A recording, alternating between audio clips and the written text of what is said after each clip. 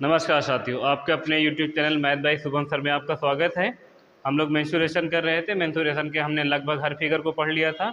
2D वाले जितने भी फिगर होते हैं, तो 2D के सारे क्वेश्चन हमने मिक्स करके एक मॉक टेस्ट के तौर पर एक वीडियो बनाना चाह रहे हैं। वो बनाएंगे हम आज और आप तक पहुँचाएँगे। लाइव क्लास कर नहीं सकते तो मॉक टेस्ट लाइव कर नहीं पाएंगे अभी, तो हम आपको वीडियो के तौर पर मॉक टेस्ट देंगे, जिसमें आप क्वेश्चन को देखने के बाद वीडियो रोक कर उसका सोल्यूशन करेंगे। उसके बाद उसका सोल्यूशन वीडियो प्ले करके देख लेंगे। तो ठीक है, प्रारंभ करते हैं। कुछ क्वेश्चन है जो मॉक टेस्ट के तौर पर आपको हम दिखाएंगे। क्वेश्चन पहला है, एक समबाहु त्रिभुज का क्षेत्रफल 4√3 सेंटीमीटर स्क्वायर है। तदनुसार उस वर्ग के विकर्ण की लंबाई कितने सेंटीमीटर होगी जिसकी भुजा उस समबाहु त्रिभुज के ऊंचाई के बराबर है। दो चीज़ें हैं इसमें, एक वर्ग है और एक समबाहु त्रिभुज है। कह रहे हैं कि वर्ग का विकर्ण आपको बताना है और वर्ग की जो भुजा है वो समबाहु त्रिभुज के ऊंचाई के बराबर है और समबाहु त्रिभुज का क्षेत्रफल आपको बताया गया है। हम लोग समबाहु त्रिभुज के क्षेत्रफल के फार्मूले से वैल्यू बराबर करके पहले समबाहु त्रिभुज की भुजा निकालेंगे, फिर ऊंचाई निकाल लेंगे, और जो समबाहु त्रिभुज की ऊंचाई होगी वही वर्ग की भुजा होगी। और फिर उसके बाद विकर्ण का फार्मूला लगा देंगे a√2 और वर्ग का विकर्ण निकाल देंगे। आपको फार्मूले पता होने चाहिए। इससे पहले वाले जितने वीडियो में हमने जितने भी क्वेश्चन करवाए उनके सभी फार्मूले आप लोग एक बार याद कर लेंगे तो क्वेश्चन लगाने में काफ़ी आसानी हो जाएगी। ठीक है, तो देखिए एक वर्ग है जिसका विकर्ण आपको बताना ही है, और वर्ग का विकर्ण बताना है। तो वर्ग का जो विकर्ण होता है वो होता है a√2। a√2 होने का मतलब आपको वर्ग की भुजा पता चल जाए, यहाँ पर गुणा कर दे √2 से, तो इसका मतलब वर्ग का विकर्ण आपके सामने आ जाएगा। आपको बताया क्या गया, एक समबाहु त्रिभुज का क्षेत्रफल 4√3 सेंटीमीटर स्क्वायर है। तो आप पहले लिखेंगे समबाहु त्रिभुज का क्षेत्रफल का फार्मूला √3/4 इंटू भुजा स्क्वायर बराबर में कितना 4√3। ये √3 से √3 कैंसिल कर देंगे तो ए स्क्वायर की वैल्यू कितनी हो जाएगी 16। ए स्क्वायर की वैल्यू 16 हो जाएगी तो ए की वैल्यू कितनी हो जाएगी 4। अगर ए की वैल्यू अगर आपके पास 4 आ गई है तो आप इस समबाहु त्रिभुज की ऊंचाई निकाल देंगे। समबाहु त्रिभुज की ऊंचाई क्या होती है, हाइट होती है √2 इंटू भुजा कितनी है 4। 2 से काट दोगे तो कितना हो जाएगा 2√3। ये जो 2√3 है ये समबाहु त्रिभुज की ऊंचाई है, और बताया गया है कि समबाहु त्रिभुज की जो ऊंचाई है वही जो है वर्ग की भुजा है। तो वर्ग की भुजा आपके सामने क्या आ गई है 2√3। 2√3 इसकी भुजा आ गई। आपको बताना है इसका क्या डायगोनल। तो इसका डायगोनल क्या होता है a√2 वर्ग का विकर्ण का फार्मूला होता है। तो हम लोग वर्ग का विकर्ण निकालेंगे a√2। ए की वैल्यू आपके सामने कितना है 2√3, तो यहाँ लिखो 2√3 और गुणा कर देंगे √2 से। गुणा कर दोगे हो जाएगा 6, तो 2 रूट कितना हो जाएगा 6। वर्ग का विकर्ण निकल कर कितना आ जाएगा 2√6। यही आपका आंसर होगा 2√6। यही हमसे पूछा गया था, तो इसका आंसर कितना आ जाएगा 2√6। ठीक है, दूसरा क्वेश्चन देखिए आपके सामने लिखा हुआ है, एक समांतर चतुर्भुज की दो असमान भुजाएं की लंबाइयां 15 सेंटीमीटर और 18 सेंटीमीटर हैं। यदि दो छोटी भुजाओं के बीच की दूरी 12 सेंटीमीटर है तो बड़ी भुजाओं के बीच की दूरी कितनी है। देखो समांतर चतुर्भुज के पहले तो फार्मूला आपको पता होना चाहिए।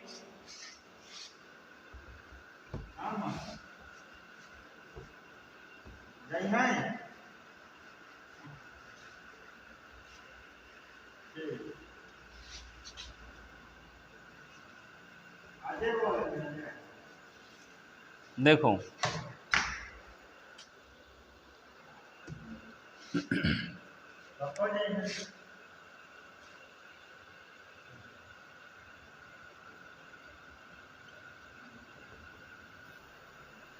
तो देखेंगे आगे समांतर चतुर्भुज का जो क्षेत्रफल होता है, पहले उसका फिगर देख लो। समांतर चतुर्भुज का फिगर कैसा होता है,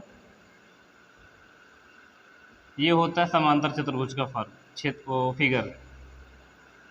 इसका जो क्षेत्रफल होता है, एरिया जो होता है,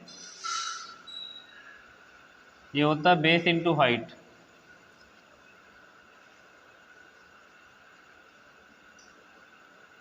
बेस इंटू हाइट। ये भुजा अगर L है, ये वाली भुजा L है, तो ये B है, तो ये वाली भी B होगी और इसकी हाइट ये होती है। इसका क्षेत्रफल का फार्मूला होता है बेस इंटू हाइट, और इसका जो पेरीमीटर होता है,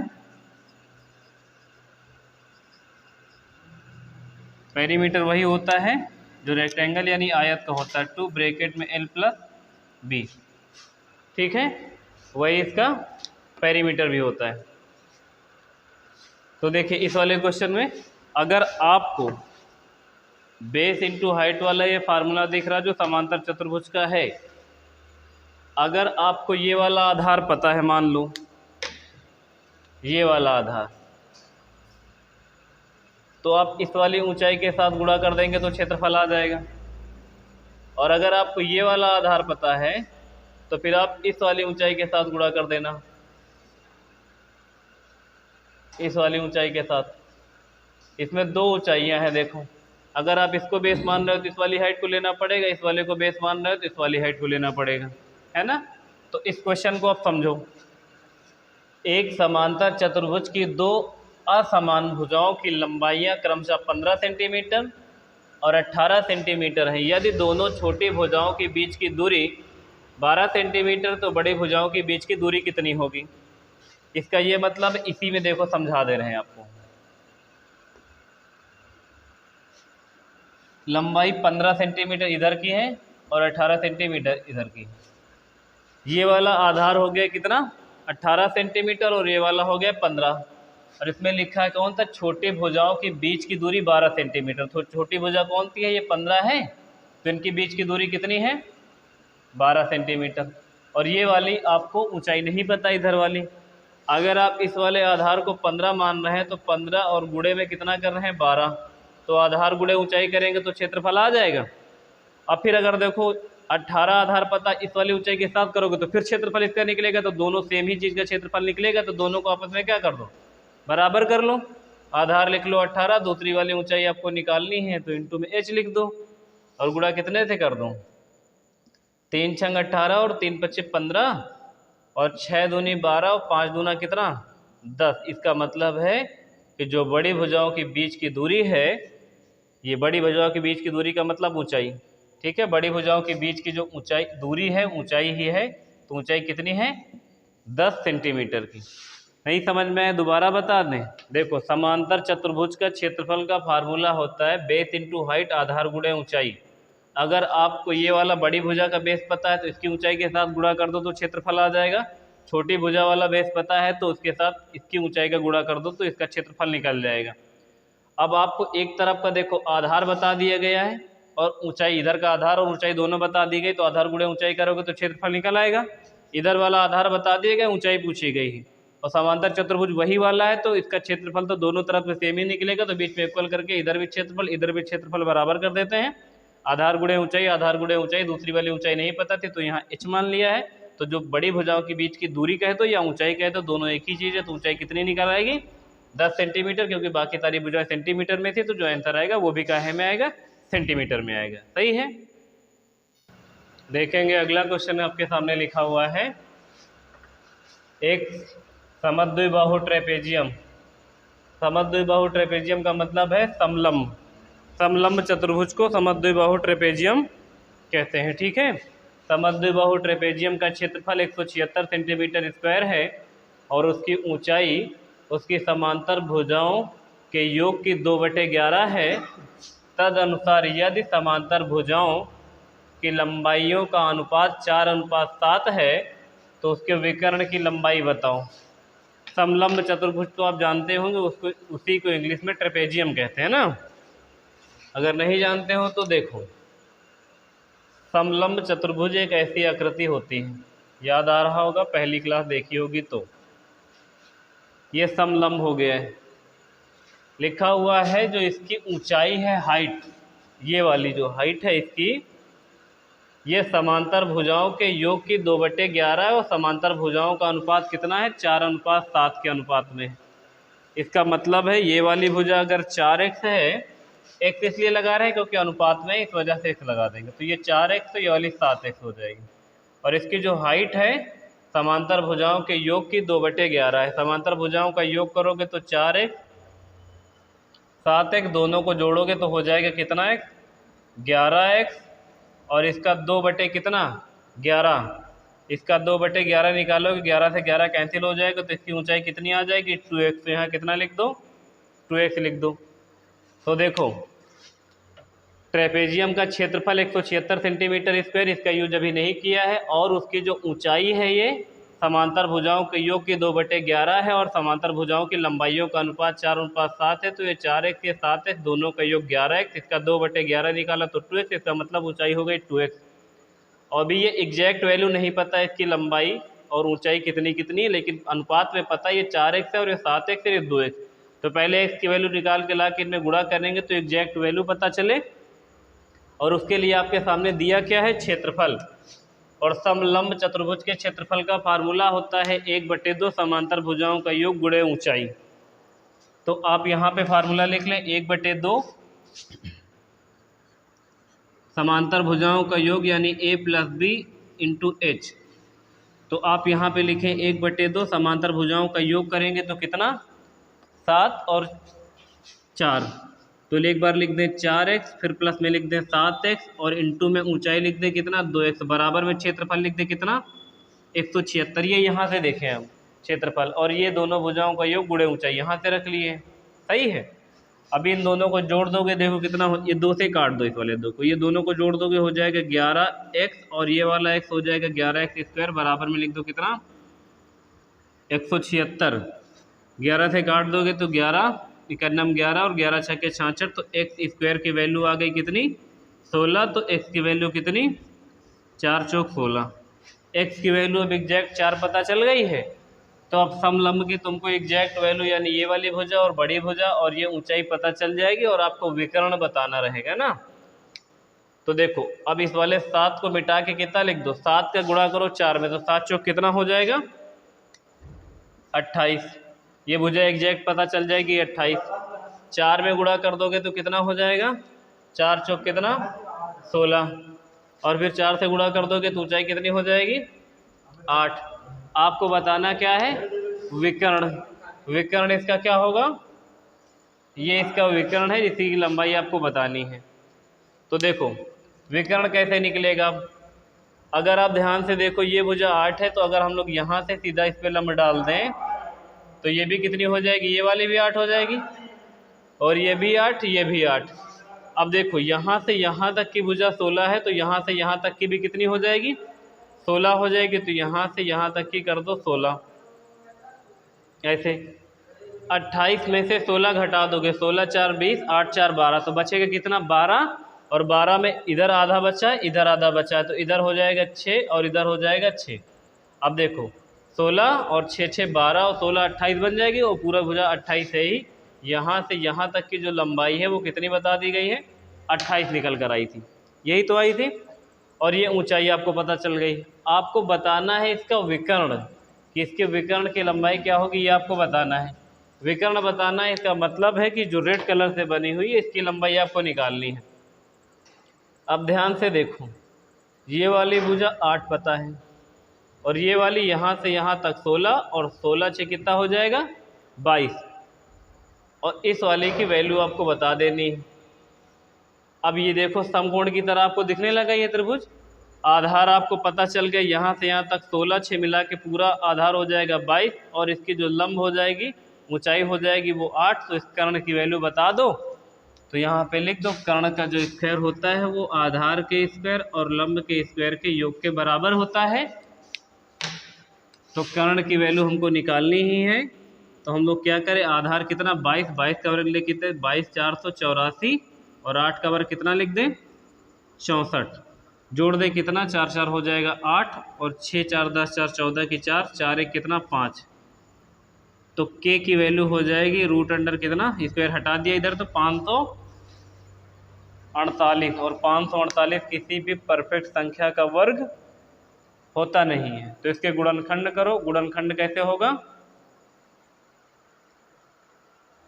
4 से काट लो, क्योंकि इकाई के अंक पे 4 और 8 है, तो किसी भी संख्या की इकाई के 2 अंक अगर 4 से कट रहे हैं तो वो संख्या 4 से पूर्णतया डिविजिबल होती है ना। तो इसको क्या लिख दो 4, और गुणे में 4 इकन्नम 4, और 4 3 12, 4 3 12 13 14, और 4 7 28। 4 गुणे 137 की एक की वैल्यू लिख दो। 4 को रूट से बाहर निकालोगे 2, रूट के अंदर रह जाएगा 137, और 137 अब टूटेगा नहीं, तो कर्ण की वैल्यू कितनी आ जाएगी, 2√137। और हमसे यही पूछा गया था कि समलंब का क्या है, विकर्ण आपको बताना था। सही है, देख लीजिए इसको ज़रा। चलिए देखेंगे, अगला क्वेश्चन लिखा है आपके सामने। एक वृत्ताकार पार्क की त्रिज्या 7 मीटर है। एक 7 मीटर चौड़ा रास्ता पार्क के चारों तरफ बनाया गया है, तो रास्ते का क्षेत्रफल क्या होगा। ये क्वेश्चन हमने वृत्त में कई बार बताया है इस तरह का, तो एक मॉक टेस्ट में भी कर दीजिए ज़रा, है ना। पेपर में बहुत ज़्यादा आता है, इस वजह से हमने फिर से इसको ले लिया है। डिजिट चेंज है, वही नहीं है। एक वृत्ताकार पार्क की त्रिज्या 7 मीटर है। एक वृत्ताकार पार्क है ये, और बड़ा सा बना ले।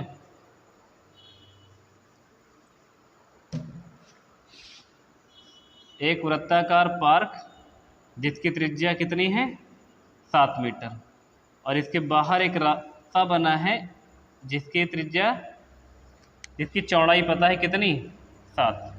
देखो ये 7 मीटर है, इसको स्मॉल आर मान लो, इसको कैपिटल आर मान लो। तो यहाँ से यहाँ तक 7 ही, और 7 मीटर चौड़ा रास्ता बन गया है, तो टोटल कितना हो जाएगा, ये 14 मीटर हो जाएगा।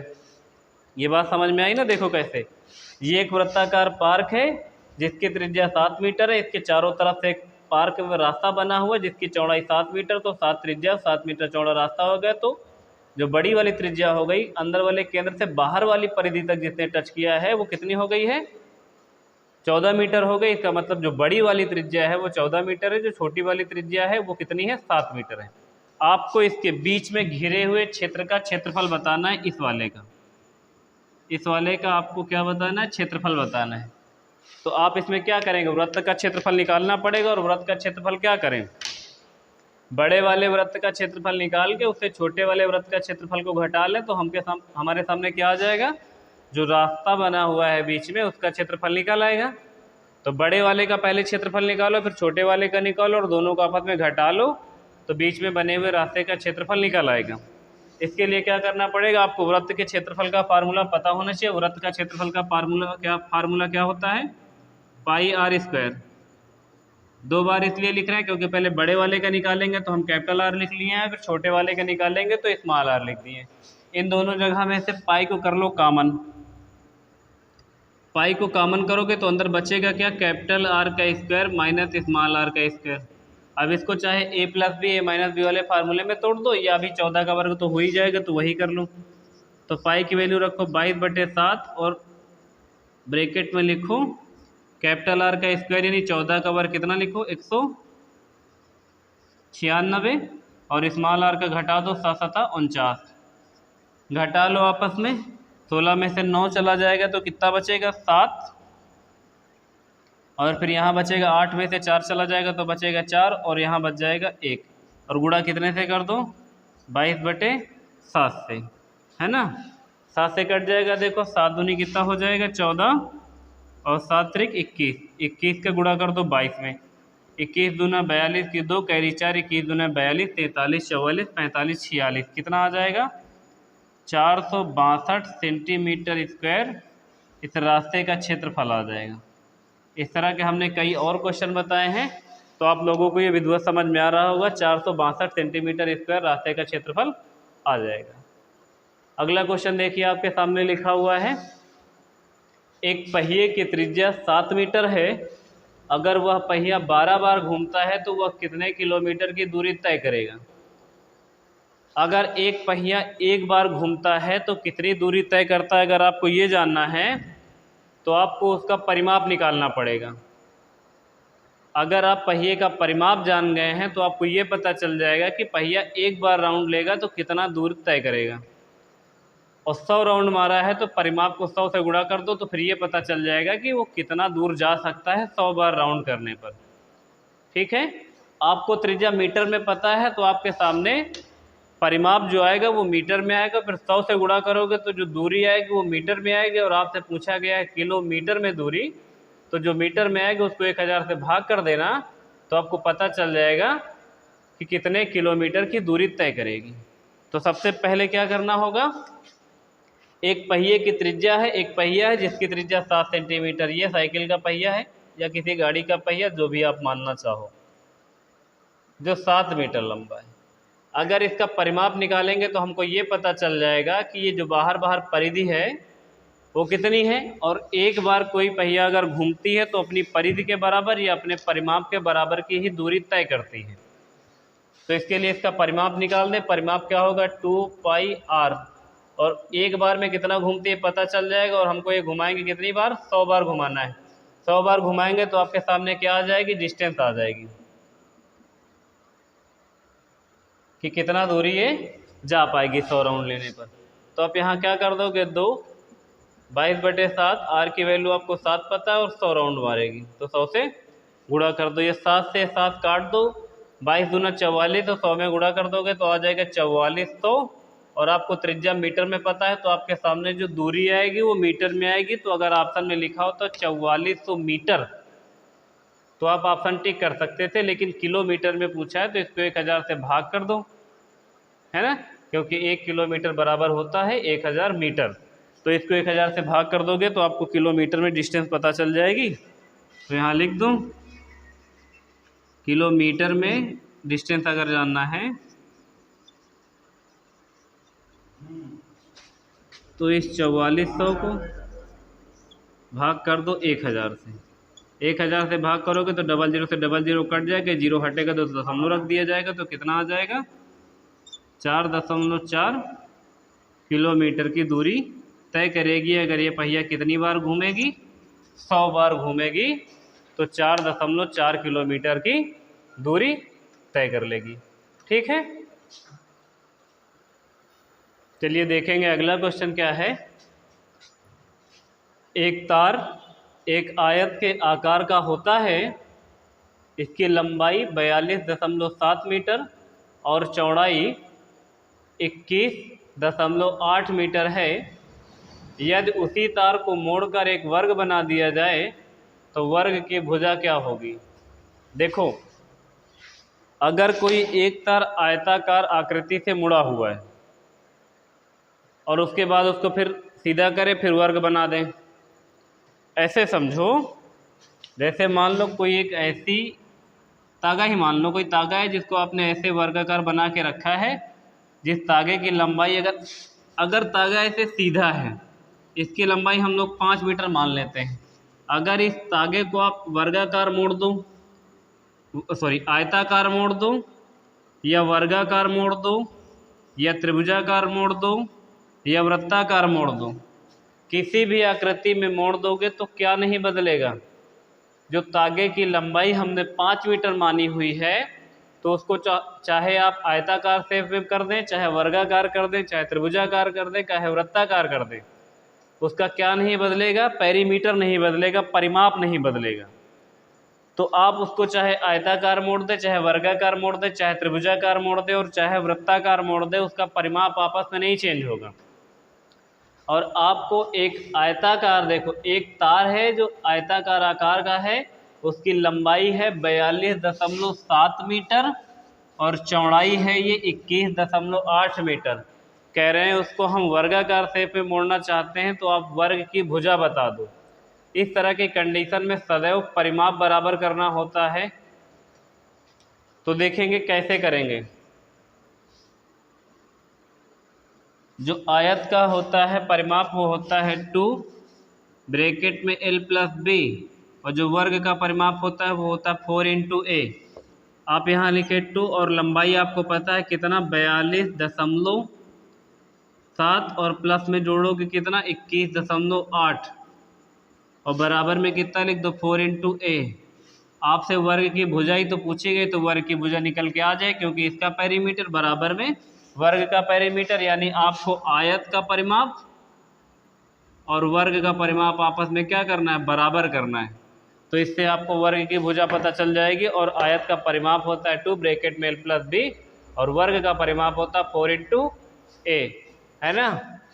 दोनों को जोड़ लो, कितना 7 7 14 15 की 5 और फिर 2 1 3 1 कितना 4, एक अंक में दशमलव लगा दो, 4 तो कितना 6 और इंटू में ये वाला 2 लिखा रहने दो, बराबर में क्या कर दूँ बराबर में कर दो 4 इंटू ए, 2 से इसको काट दो, कितनी बार में, 2 बार में, फिर 2 से इसको काट दो, 2 3 6 और 2 दूना 4 और फिर 2 दूना 4, 2 पंचे 10। वर्ग की भुजा कितनी आ जाएगी, 32.25 मीटर, क्योंकि यहाँ मीटर में दी गई है ना, तो ये जो वर्ग की भुजा आ जाएगी कितना आ जाएगी, देख लो एक बार, 32.25 मीटर। ये जो तार आयताकार बना है ये वृत्ताकार भी मोड़ के बनाया जा सकता है, त्रिभुजाकार भी बनाया जा सकता है, अर्धवृत्ताकार भी बनाया जा रहा है। आप हर कंडीशन में परिमाप इक्वल करेंगे इस तरह के क्वेश्चन में, ठीक है। हो सकता है पहले वृत्ताकार हो फिर वर्गाकार बन रहा हो, या हो सकता है पहले आयताकार हो फिर वृत्ताकार बन रहा हो, या हो सकता है पहले समबाहु त्रिभुज की तरह रहा हो और फिर उसको क्या बना रहे हो, वर्ग बना रहे हो। हर कंडीशन में अगर आपको क्या बराबर करना होगा, परिमाप बराबर करना होगा। अगर वो एक ही तार है उसी की आकृति चेंज की जा रही है तो उसका परिमाप बदलेगा, नहीं बदलेगा, तो परिमाप इक्वल करना होता है इस तरह के क्वेश्चनों में।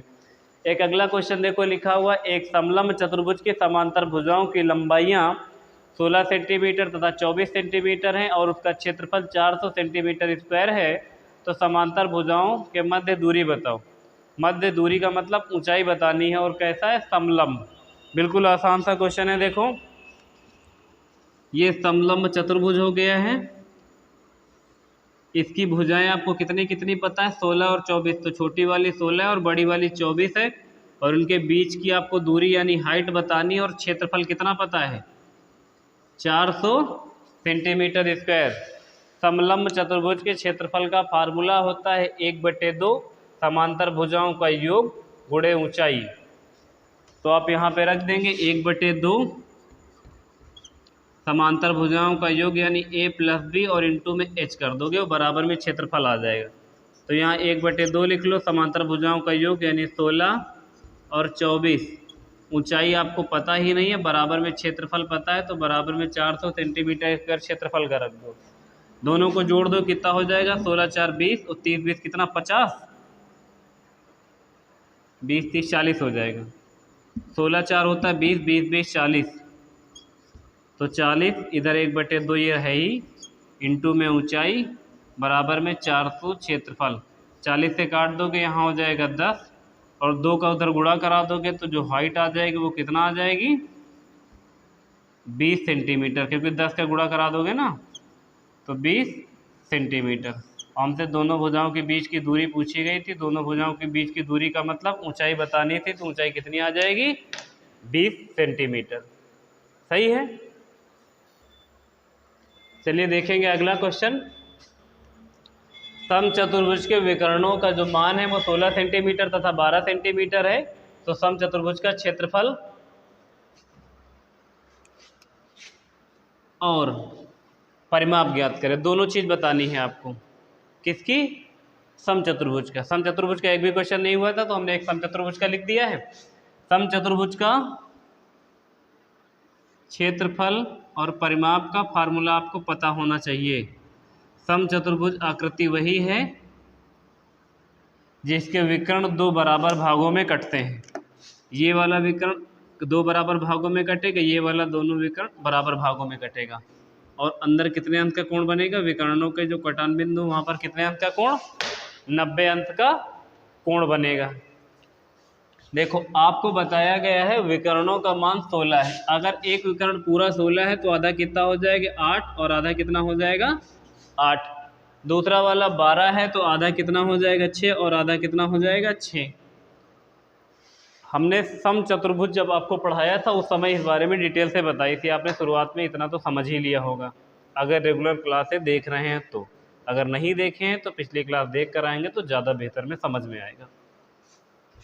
तो देखिए, अगर ये एक विकर्ण 16 था तो 8 8 कर दिया 2 टुकड़ों में, और एक 12 था तो 6 6 2 टुकड़ों में कर दिया। अंदर यहाँ पर 90 अंश का कोण है, तो आप ये वाली भुजा जान जाए तो आपको अगर भुजा पता चल जाएगी तो हम लोग क्या कर देंगे, क्षेत्रफल के साथ साथ परिमाप निकाल देंगे। क्षेत्रफल निकालने के लिए दोनों विकर्ण पर्याप्त थे। हम ऐसा इसलिए कर रहे हैं, भुजा निकाल इसलिए रहे हैं क्योंकि लास्ट में हमको पेरीमीटर भी बताना, तो पेरीमीटर का जो फार्मूला होता है वो होता है 4 × a, और हमको a की वैल्यू जानना जरूरी है, तभी हम पेरीमीटर निकाल सकते हैं। एरिया निकालने के लिए तो फार्मूला होता है 1/2 d1 × d2, या कह दो विकर्णों का गुणनफल, है ना। तो देखो अब अगर एक भुजा 6 है एक 8 है तो अगली होगी कितनी, 10। अब तुम सोच रहे हो इनको कैसे पता कि 10 होगी। 6 8 10, 3 4 5, 5 12 13, इस तरह करके हमने ट्रिपलेट कुछ याद करवाई थी शुरुआत में समकोण त्रिभुज में, वही यहाँ पर काम आ रही है। जिसको नहीं समझ में आ रहा है वो ऐसे भी कर सकता है कि जो कर्ण का स्क्वायर होता है वो आधार का स्क्वायर और लंब के स्क्वायर के बराबर होता है। अगर ये 10 नहीं देखोगे तो देखो कर्ण ये है ही, एक आधार एक लंब है, क्योंकि 90 डिग्री कोण इधर बना तो 90 डिग्री के सामने वाली भुजा कर्ण होती है, तो ये कर्ण है। तो कर्ण का स्क्वायर बराबर आधार का स्क्वायर यानी 6 छंग 36 और 8 28 64, 36 64 100। तो के स्क्वायर की वैल्यू अगर 100 तो के की वैल्यू 10, तो ये वाली भुजा कितनी आ जाएगी, 10 भुजा आ जाएगी। पहले हमने इसका पूछा था क्या, एरिया पूछा था, तो पहले एरिया निकालो। एरिया होता 1/2 d1 इंटू d2 यानी 1/2 विकर्णों का गुणनफल। तो 1/2, एक विकर्ण 12 था और एक विकर्ण 16 था, तो हमने 1/2 d1 इंटू d2 कर दिया। 2 से काट लोगे, 2 छंग 12 तो 16 छके 96 सेंटीमीटर स्क्वायर। तो एक आंसर तो ये आ गया जो कि हमसे एरिया पूछा गया था। फिर इसके बाद पेरीमीटर बताना है।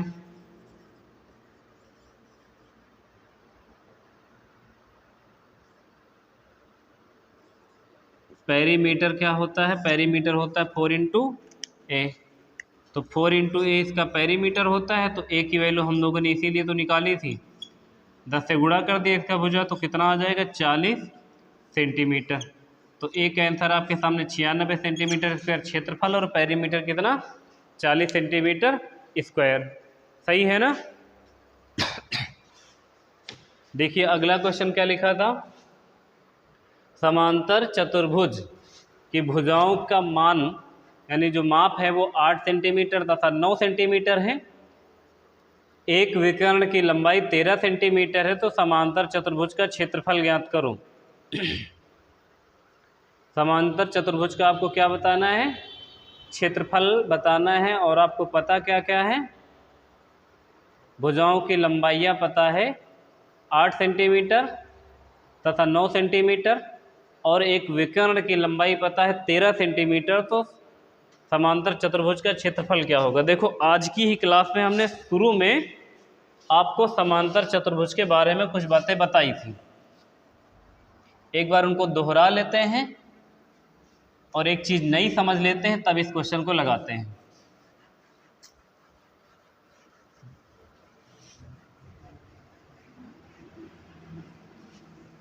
देखो समांतर चतुर्भुज का जो अभी हमने आपको फार्मूला बताया था वो क्या बताया था,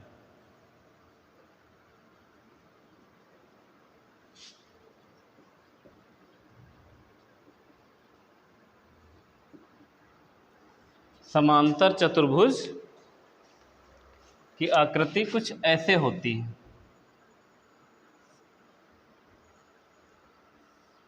जिसकी आमने सामने की भुजाएं और इधर की इधर बराबर होती हैं। इसका भी हमने क्षेत्रफल आपको क्या बताया था, बेस इंटू हाइट। पहला क्वेश्चन आज यही था, बेस इंटू हाइट इसका क्षेत्रफल बताया था। और इसका जो पेरीमीटर बताया था, पेरीमीटर वही होगा जो आयत का होता है।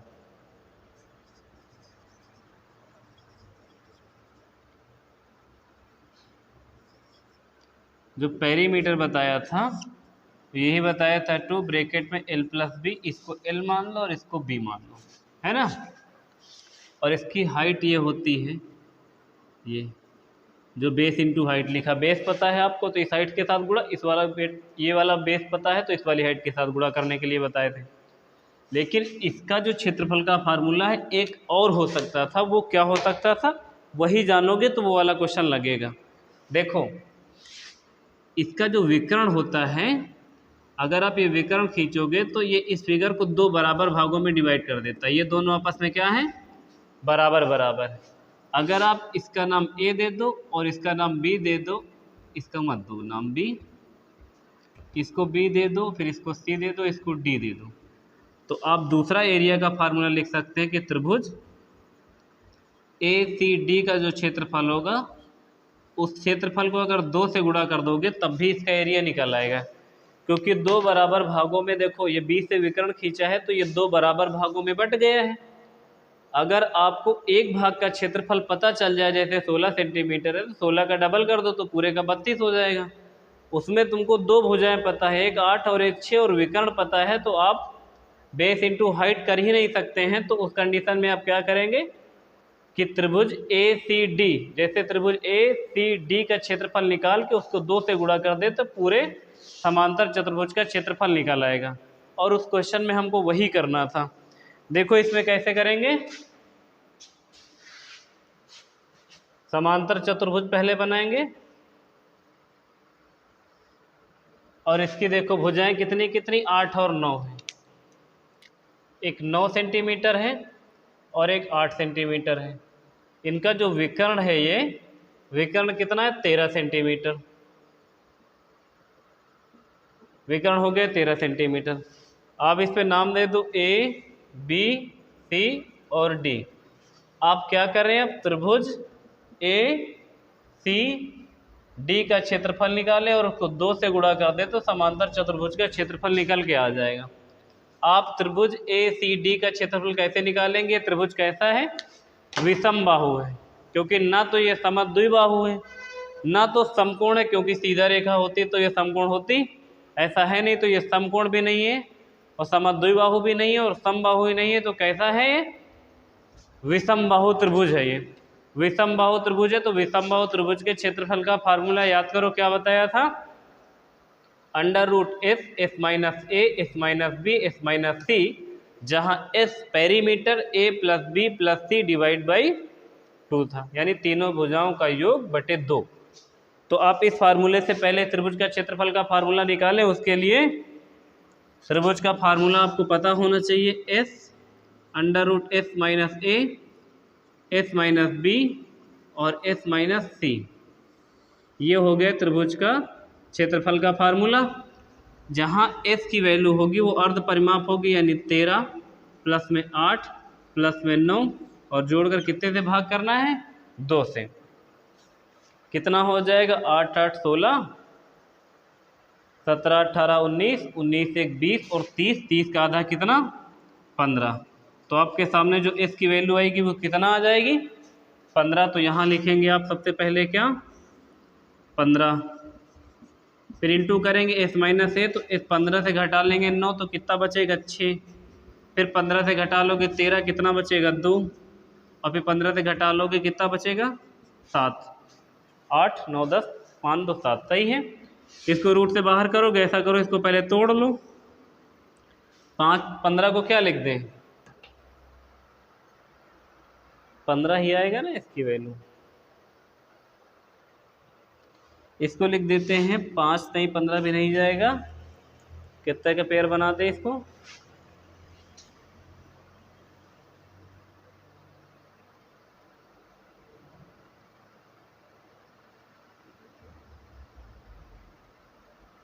रूट में रहे जरूर जाएगा ये। चलो ठीक है, 5 गुणे 3 कर दो, फिर 6 को 3 गुणे 2 कर दो, और ये 2 ऐसे रहने दो, ये 7 ऐसे रहने दो। हमें लगा रूट से शायद निकल जाए, लेकिन निकलेगा नहीं। 2 2 4 हो जाएगा, 4 बाहर करोगे 2 आ जाएगा, 3 3 9 हो जाएगा, बाहर करोगे तो 3 आ जाएगा, और 7 और 5 और टूटेगा भी नहीं, तो 7 बचे कितना, रूट के अंदर कितना कर लो 35। तो आपके सामने हो जाएगा कितना, ये 6 रूट में 35। ये क्षेत्रफल आया है त्रिभुज का, सिर्फ इतने का क्षेत्रफल है 6 रूट 35। अगर इतने का 6 रूट 35 है तो पूरे का जानने के लिए भी क्या बताया था, त्रिभुज ए सी डी के क्षेत्रफल पता चल जाए, उसको 2 से गुणा कर लो, तो इसको 2 से कर दो गुणा, तो कितना हो जाएगा 6 दूनी 12, रूट में कितना 35, काहे में आ जाएगा, सेंटीमीटर स्क्वायर में। तो आपके सामने जो आंसर आएगा वो कितना आ जाएगा, 12 रूट 35 सेंटीमीटर स्क्वायर। अगर इस तरह का क्वेश्चन आएगा तो आपको आधार गुणे ऊंचाई के अलावा ये फार्मूला भी पता होना चाहिए कि त्रिभुज ए सी डी का क्षेत्रफल निकाल कर अगर हम डबल कर देंगे तभी समांतर चतुर्भुज का क्षेत्रफल निकल सकता है। सही है। देखेंगे अगला क्वेश्चन क्या है। 40 मीटर लंबे और 28 मीटर चौड़े आयताकार पार्क में अधिकतम क्षेत्र का वृत्ताकार चबूतरा बना है। चबूतरे को छोड़कर पार्क का क्षेत्रफल कितना होगा। इसका ये मतलब है कि एक आयताकार पार्क है आपके सामने, ये जिसकी लंबाई और चौड़ाई कितनी है, लंबाई है 40 मीटर और चौड़ाई है 28 मीटर, ये 28 मीटर है। इसमें एक अधिकतम आकार का वृत्त कितना बड़ा बना सकते हैं, इतने बड़ा ही तो बना सकते हैं, इससे ज़्यादा बड़ा तो बना नहीं सकते। तो एक ये वृत्ताकार चबूतरा बना दिया गया। कह रहे हैं इसको छोड़ने के बाद जो भी क्षेत्रफल बचेगा, इस चबूतरे को छोड़ने के बाद यही वाला तो क्षेत्रफल बचेगा, ये वाला।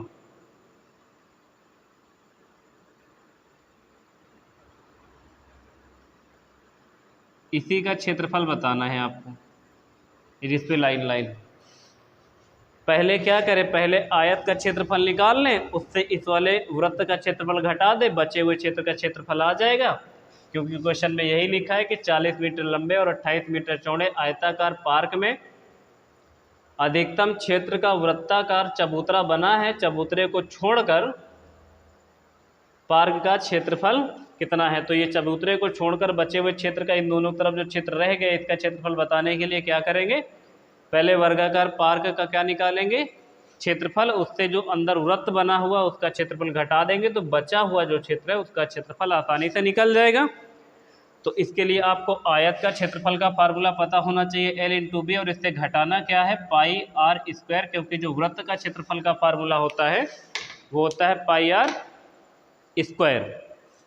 तो आप पहले यहाँ L इंटू बी कर दें तो निकल जाए किसका, 40 और गुणे में 28, और इससे माइनस कर लें 22/7, और r की वैल्यू कितनी, अच्छा r की वैल्यू कैसे डिसाइड होगी, अगर यहाँ से यहाँ तक टोटल 28 है तो यहाँ से यहाँ तक भी 28 होगा, और केंद्र यहाँ पर मान लो, तो जो r की वैल्यू हो जाएगी क्या हो जाएगी, यहाँ से 28 यानी व्यास 28 हो गया, तो 28 को 2 से भाग कर दोगे तो त्रिज्या कितनी आ जाएगी, 14।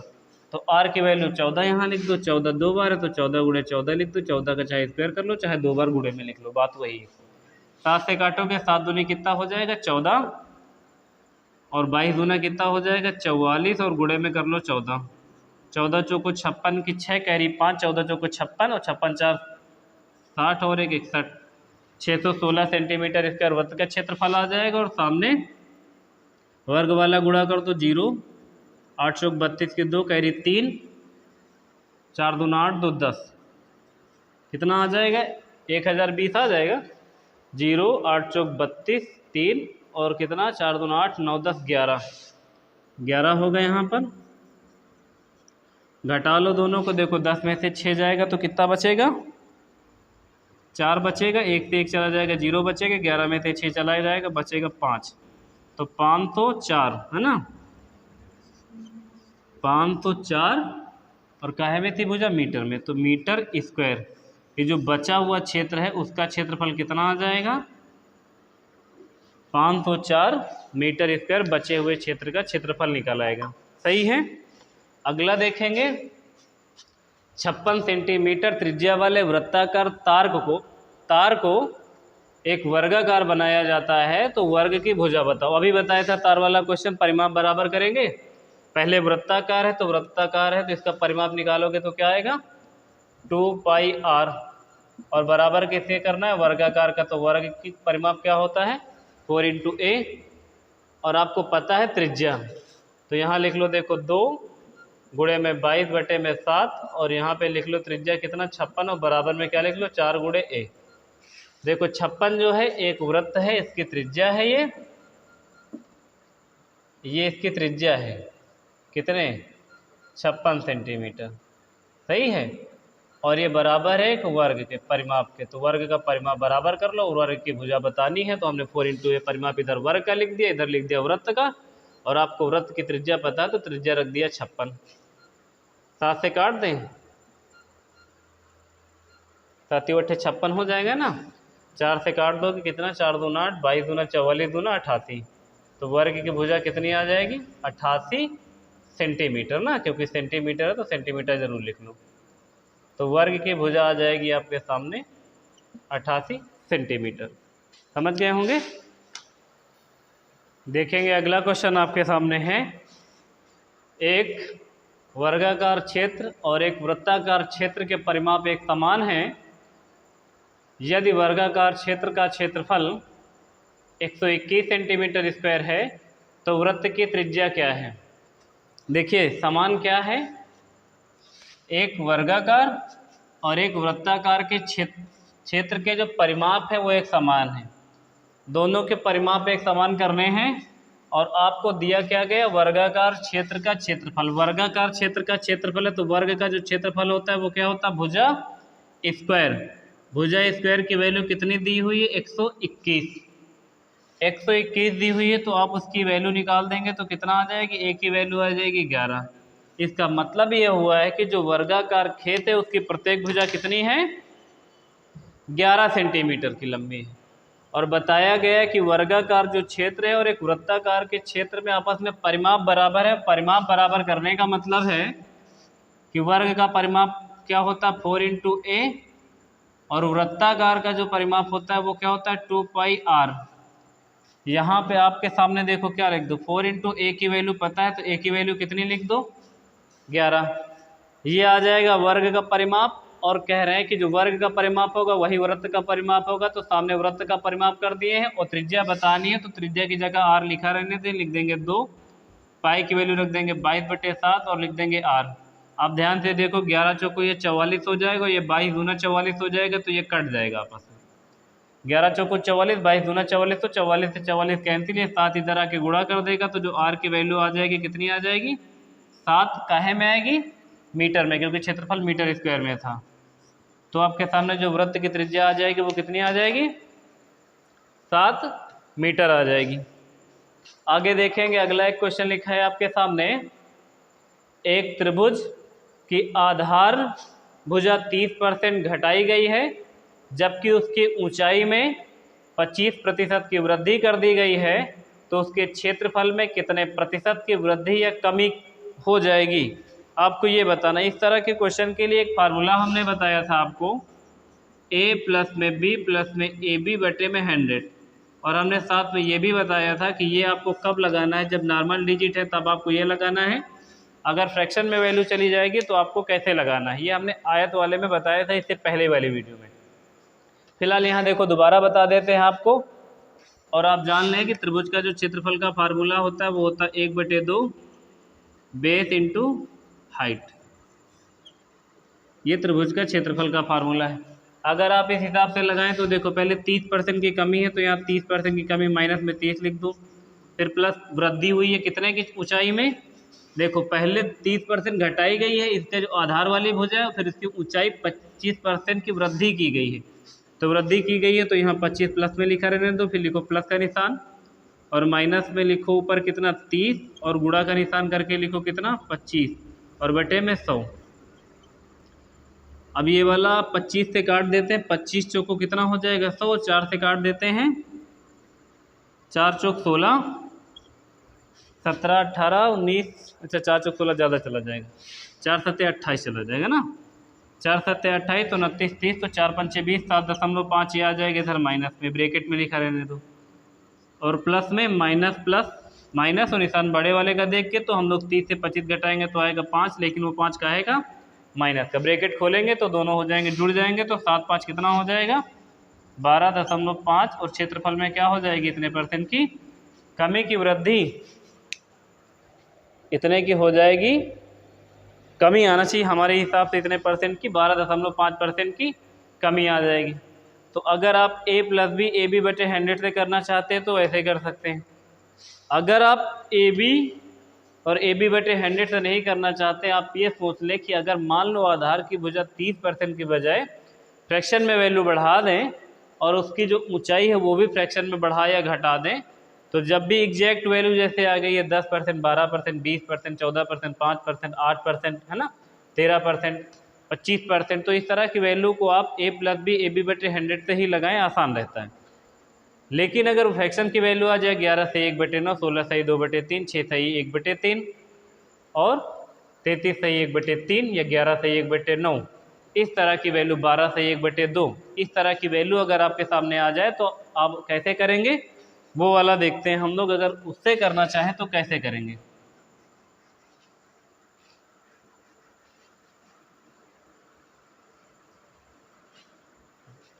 तो देखिए, आप पहले इधर लिख दीजिए आधार गुजर, यानी बॉटम में क्या हुई है, कमी हुई है, और फिर वृद्धि काहे में हुई है, ऊंचाई में, तो हाइट लिख लो। पहले 30% कम हुई है तो 30% लिख लो, और फिर ऊंचाई बढ़ी है कितनी, 25%, तो 25% लिख लो। 25% की फ्रैक्शन की वैल्यू 1/4, और 30% की वैल्यू कितना, 3/10। अब इधर देखो, फार्मूला होता है 1/2 बेस इंटू हाइट। तो पहले इसका बेस हुआ करता था 10 और हाइट हुआ करती थी 4। इधर थोड़ा और लिखते तो सही, पहले बेस हुआ करता था 10 और हाइट हुआ करती थी 4। तो अगर पहले क्षेत्रफल जानना चाहोगे तो कितना आ जाएगा, 1/2 आधार गुणे ऊंचाई। अब अगर आप क्षेत्रफल जानना चाहते हो तो फार्मूला फिर से 1/2, लेकिन अब आधार क्या है, 30% कम होने का मतलब है कि पहले 10 हुआ करता था आधार, अब 3 की कमी हो गई, तो 3 कम हो जाएगा, तो 10 में से 3 घटा लोगे तो कितना बच जाएगा, आधार अब बचेगा 7। ऊंचाई बढ़ गई है, पहले 4 हुआ करती थी, 25% की वृद्धि हो गई, यानी ये 1 जोड़ दो तो कितना हो जाएगा, 5। अच्छा, ऐसा क्यों करते हैं कि अगर कमी हुई तो ऊपर वाले डिजिट घटा देते हैं, क्योंकि अगर आप 10% की फ्रैक्शन की वैल्यू देखें तो होती है 1/10।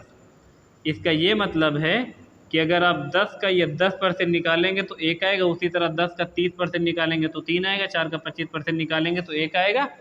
तो अगर आप परसेंटेज की वैल्यू को फ्रैक्शन में सॉल्व कर देते हैं तो जो अंत में होता है वो हर का उतना ही परसेंट होता है जितने परसेंट की वैल्यू को आपने सॉल्व किया है सही बटे में। सही है। तो क्षेत्रफल पहले कितना हुआ करता था, 5, 2 से काट दो, 2 पंचे 10, तो पहले हुआ करता था 20, अब कितना हो जाएगा, 2 से काटोगे 2 दूना 4, 2 पंचे 10, तो 25 सत्ते होता है 175, तो कितना लिख दोगे, 17.5। यानी क्षेत्रफल पहले 20 हुआ करता था, अब हो गया 17.5, तो कितना कम हो गया, 18, 19, 20, 2.5 क्षेत्रफल कम हो गया। तो ये तो पता चल गया, तो क्षेत्रफल कम हुआ और कम कितना हुआ है, 2.5। तो आपको कमी मिलेगी, तो कमी परसेंटेज बराबर क्या होता है, जितने की कमी हो उतना ऊपर लिख लो और जितने से कम हुआ उतना नीचे लिख दो। 2.5% की कमी, और किससे कम हुआ, 20 से कम होके 17.5 हुआ, और 100 से गुणा कर दो। आपको ये लग रहा होगा ये इतना बड़ा कैसे हो गया है, अगर फ्रैक्शन में आएगा तो उससे बहुत टिपिकल हो जाएगा, तो ऐसे ही करना पड़ेगा, तब ये आसान लगने लगेगा आपको।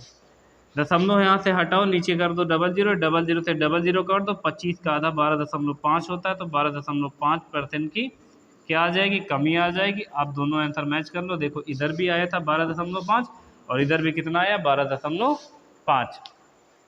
तो देखिए, हम लोगों ने मेंसुरेशन के कुछ इंपॉर्टेंट क्वेश्चन हर फिगर के 4 या 10 क्वेश्चन जो हम करवा सकते थे हमने वो करवा दिए हैं।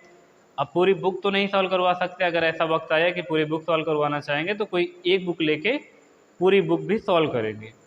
फिलहाल हम लोगों ने मेंसुरेशन में पहली बार पढ़ा होगा आपने हमसे, क्योंकि हमने अभी चैनल ही नया बनाया है, इससे पहले मैंने डिवाइन यूट्यूब चैनल पर पढ़ाया हुआ था।